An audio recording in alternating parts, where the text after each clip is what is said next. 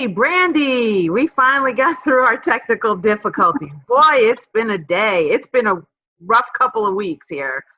So, Yeah, yes, everyone, this is I'm Gina Brown with Shining Star Realty, and I have Brandy Stewart with Gateway Mortgage here. How are you, Brandy? I'm good. How are you? Thanks for having me.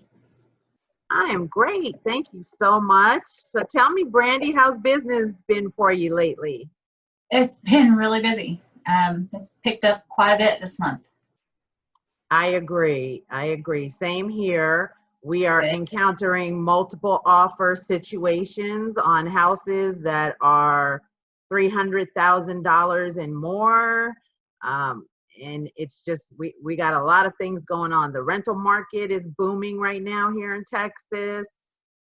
More houses are coming on the market, which is good for our buyers. So, yeah, things have not slowed down one bit for us over here, right? Would you agree? I would totally agree. So, no, it's good to know that we're still getting multiple offers. I've seen, a few aggressive offers. So, yeah, that's nice to know that they're still getting quite a few offers on listings. That's good. Yes, and I've also experienced appraisals coming in and meeting values, so that's a good thing because I know we were having a little bit delays with appraisals and things like that. So no, I've noticed that that's gotten a little better. Oh, yeah, I had one come in higher today. So, I was very happy. Yeah, that's great. It's Yeah. such exciting news. I'm so excited. So Brandy, can you tell me anything about the interest rates? What's been going on with the rates lately? They've stayed low. I have a feeling they're going to stay low for a little bit. Um, yeah, no, they haven't really. I mean, they fluctuate and they do, but we're not seeing any big increases. We're still in the threes and the low fours, so it's still a great time to buy. Excellent rates, excellent rates. I want to take a pause here and tell anybody if you have any questions for us, please go ahead and type the questions in. And we are still working on making sure we can see your questions. So hopefully we will see them and we're going to try to answer them if you do give us a question. And let's see. Oh, we do have one comment I noticed, and it would be from Brandon Stewart. And the question is, what do the rates look like for VA loans, Brandy? Well, it really just depends on your credit, but I've got a few VA loans that are locked in the threes. Texas Vet right now, of course, they're still around. So we've got the Texas Land Board. They're at, I want to say they were at 2.76 today. So Whoa, that's yeah, amazing. yeah, if you can get that Texas Vet, for sure, we'll look into it for you because that's a great deal for our veterans. Really? So any veteran, if you are considering purchasing a home, you might want to make that move now. I mean, these are all-time low interest rates that we Yeah, don't they know, we hope they stay there, but we don't know what they're going to do. So oh for that is, yeah, that's a rock bottom rate. sure. Yeah, that's a great rate. Yes, definitely. So let me ask you a couple other questions, Brandy. Can you elaborate and tell me our first time home buyers, do we have any down payment assistance programs, or what's happened with the down payment assistance program? Sorry. They're still there. Um, they've changed their guidelines slightly. Like I said in the last video, they're at, we now require a 640, but that's not a problem.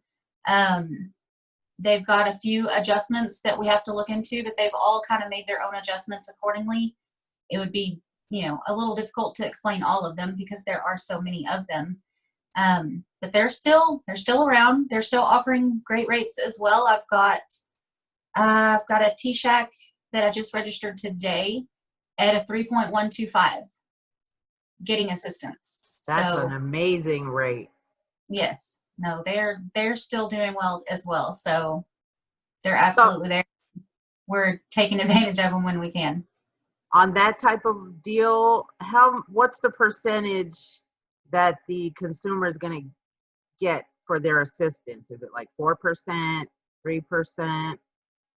This one that I just mentioned, we're doing 3% because that's all he needs. Okay. But like I said, there's so many programs, they go up to 7%. So you probably don't want that interest rate. So, but you won't need 7%. That's kind Right. Yeah, but the benefit for these down payment of assistance programs, sorry, the benefit for the down payment assistance programs is for the people that don't have the cash up front. You know, even if they're paying a little higher in their interest rate, it's getting them in the house, and that's the most yeah, important thing. yeah, no, they're great. And the rates aren't, gouging whenever you're just needing 4% and 3%. Like I just said, he's getting 3% at a 3.125. So it all just depends on, the situation of the client. But, we're going to look and see which one fits them the best and which rate is going to make them happy as well. Okay, and also on the down payment assistance program, is there an income limit for the buyer? Yes, all of them have income limits. They vary. Some of them go by county. A good rule of thumb is typically 87,000 a year, and that's per applicant, so not necessarily per household. Oh, okay. So that kind of expands the opportunities for some buyers that might have thought, well, maybe I make too much money. Oh yeah. So that would be inclusive of a lot of buyers. Now, also, do they have to take, are they required to take a class or anything? And does that cost money? They do require a first-time home buyer class. There's only maybe two. There may be two that have the first-time home buyer class that's very specific to that program that does cost money. Okay. But a lot of them are free. Okay, that's even better. Mm-hmm. That's fabulous.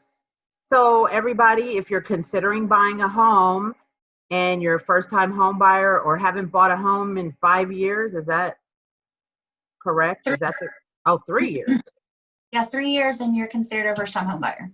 There you go. So if you haven't purchased a home in 3 years, you are considered a first-time home buyer. The interest rates are still very low, even if you need the assistance. So it could be an option for you. So you might want to consider that as an option. So tell me, Brandy, has your April and May production numbers, have they gone up, gone down? Where are you on that?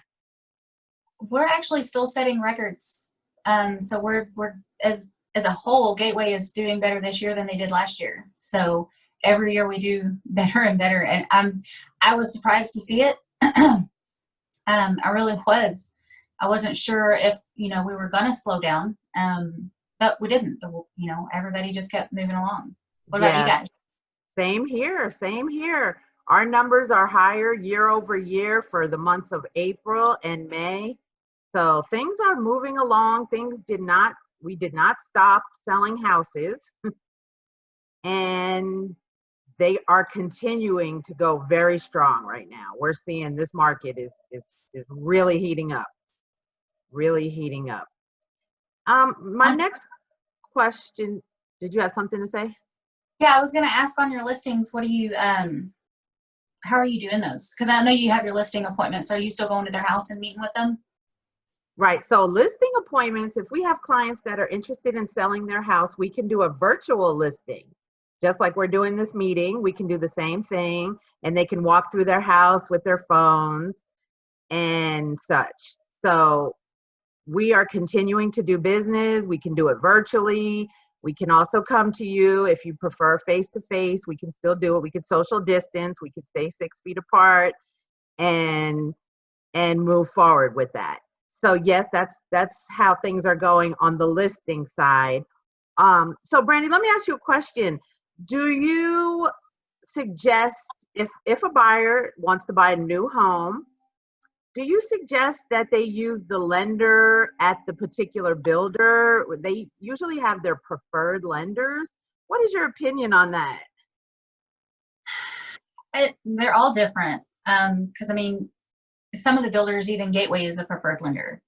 But that's when they give you a list. When those builders are telling you, I prefer you to use this one person, they typically work for the builder. So I don't suggest it because they're not really looking out for your best interest as a buyer. The lender's looking out for the builder's best interest and can sometimes get put in a couple of situations. I think we've had one that got put in a bad situation that I really recommended that they not get under contract. And so they went with the builder's lender and they got under contract, and I think it fell through, didn't it? Yes, it did. Yep. So I agree with you on that. Typically, their preferred lenders are getting a lot of business from the builder, so they are going to look out for the builder before they look out for the buyer. Yeah, absolutely. They're just looking at their bottom number. Whereas, you know, we try to keep, and that's all of Gateway, we try to keep a one-on-one connection with our clients and stay in front of them. And that way we create that relationship that we're here for them, not, you know, anybody. We're not trying to meet anybody's quotas. Exactly. And I also recommend for a buyer that wants to build their own new home with the builder that you bring a licensed real estate agent with you to represent you. Yeah. And a lot of people don't realize that it doesn't cost you, the buyer, anything. It doesn't cost you a dime. The builders have it built in their budget for us real estate professionals. So it's already there. So it doesn't hurt you one bit. It doesn't cost you. And as a matter of fact, it benefits you because now you have representation that's going to look after your best interests. Oh yeah, it's really easy to overbuild a house, especially with a new construction. I see it, and you know, an agent's going to help you from, you know, keep that from happening because they're keeping an eye on, you know, y'all are keeping an eye on the comps and what's selling around there to make sure that they don't overbuild, because that's cash out of your pocket if you accidentally do that. So that's just something that agents have access to, whereas builders really don't. So no, I've seen a lot of transactions that they went into a builder because you feel like you're just walking into a store. I've done it. I have. Right. Mm-hmm. I went with my agent because I was a kid, but no, your agent is there for so many different reasons. They're there to watch you, make sure that you don't get like overbilled, and they're there to take the calls from these builders, and because building a house is a long process and it's very detailed, and they sometimes need to get a hold of you and during the process, and you're trying to work. So I've had people that has, like I said, gone in and just signed a contract and was excited about the house, and by the end of it they were just steaming mad because they had to handle the whole transaction for them. There's only so much I could do for her on the lending side. Right. Because I'm not a licensed agent, so I can't really give too many of my opinions. But I know at the end of the day, she let me know that she will never go to a builder without an agent again. Right. And what the consumer doesn't realize is that agents like myself, sometimes we have the inside connection with the builders and we know about specials, incentives, and things that the average consumer would have no idea about. And we might, I'm sure, going to be able to get you a better deal than you would if you walked in there without representation. So Absolutely. It's like a no-brainer. You just make sure you have your professional agent with you when you visit the builder the very first time, because you need to be registered. The agent needs to be registered in order for them to allow the agent to be your representative. And so That's very, very important for the consumers to understand. But it's to their benefit to use the agent. Doesn't cost you any money. And like myself, I'm going to walk you through the process. I'm going to walk you through all your inspections. You're going to have a preliminary pre-foundation inspection. You're going to have your foundation inspection. You're going to have your pre-sheetrock inspection. And there's all these things to look for that the average consumer, unless they've been in construction, they have no idea what to look for. So working with an agent like myself, will guide you through that process. Absolutely. Right. No, I think it's a warrant, especially with your background, Right. I have a construction, right. Yeah, my husband owns official. Right. He owns a construction company, and I've been around construction for over 20 years, working with him in residential and commercial construction. So for sure. So Brandy, I wanted to kind of elaborate a little bit on when we have a seller that wants to sell their house. I kind of wanted to share everybody how we handle it with the pandemic. If they want to list their house currently right now and they live in their house, what we're doing is we will have antibacterial at the front door. We will also provide booties for their shoes, feet. We will also provide masks and gloves. So as everybody that enters the home, they will need to put on all this PPE stuff and wear it as they walk through the house.